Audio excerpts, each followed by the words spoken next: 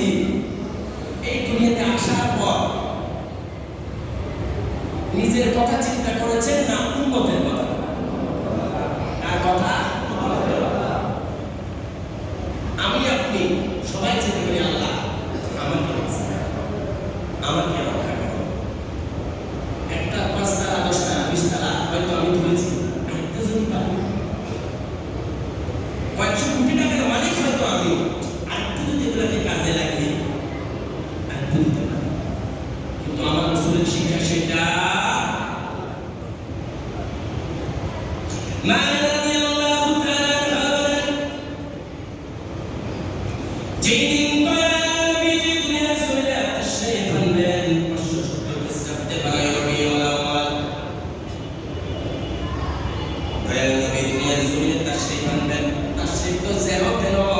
মানুষের মতো আমার দয়াল নবীজির হয় নাই।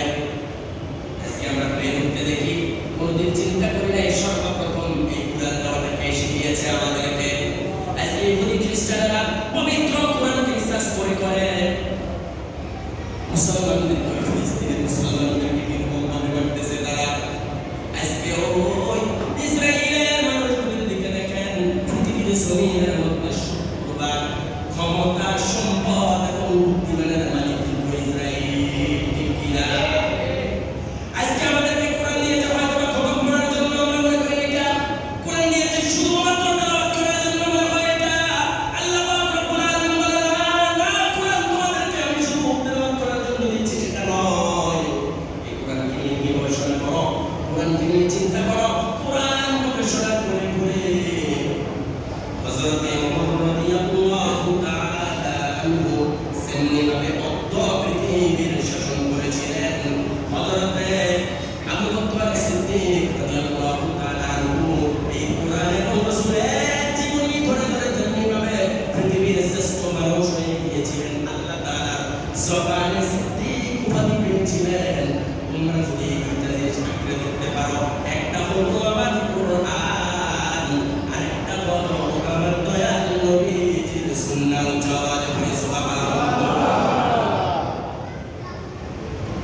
আল্লাহ নবী দুনিয়াতে আগমন করেছেন, অসংখ্য অগণিত ঘটনা দুনিয়াতে আসার আগে এবং পরে। শুধু মর্যাদাটা বোঝানোর জন্য আমি কথাটা বলছি যে কাবা শরীফ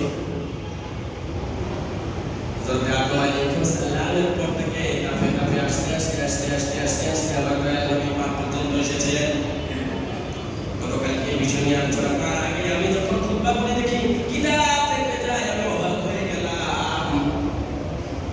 কেন হয়তো অনেকেই আছেন রাসূলের রওজা মুবারক ইয়াসালাম দেওয়ার মতো তৌফিক পেয়েছে, অনেকেই আছেন আল্লাহর ঘরের চারপাশে লাব্বাইক লাব্বাইক লাব্বাইক বলার মতো তৌফিক হয়েছে। কিন্তু হয়তো আমাদের অনেকের কোনো তৌফিক হয় নাই। ওই জায়গার মধ্যে মাকামে ইব্রাহিম নামে একটা পাথর আছে কিনা বলেন? আছে কিনা? আল্লাহ পাক রব্বুল আলামিন মাকামে ইব্রাহিম সূরা ইব্রাহিমের মধ্যে সহ অসংখ্য অগণিত জায়গায় ঘটনা এসেছে, বিভিন্ন হাদিসের কিতাবের মধ্যে এসেছে। মাকামে ইব্রাহিমের মধ্যে দাঁড়িয়ে হযরত ইব্রাহিম আলাইহিস সালাম তার পুত্র ইসমাঈল আলাইহিস সালামকে নিয়ে এই ঘর তৈরি করছেন, সাথে সাথে দোয়া করছেন, আল্লাহ এমন একজন নবী তুমি পাঠাবে, রাসূল পাঠাবে যার মাধ্যমে আয়াতগুলি তেলাওয়াত হবে, আমার বংশমর্যাদার কথা উন্নতি হবে, বলে দিবে আমার আল্লাহর কাছে এমন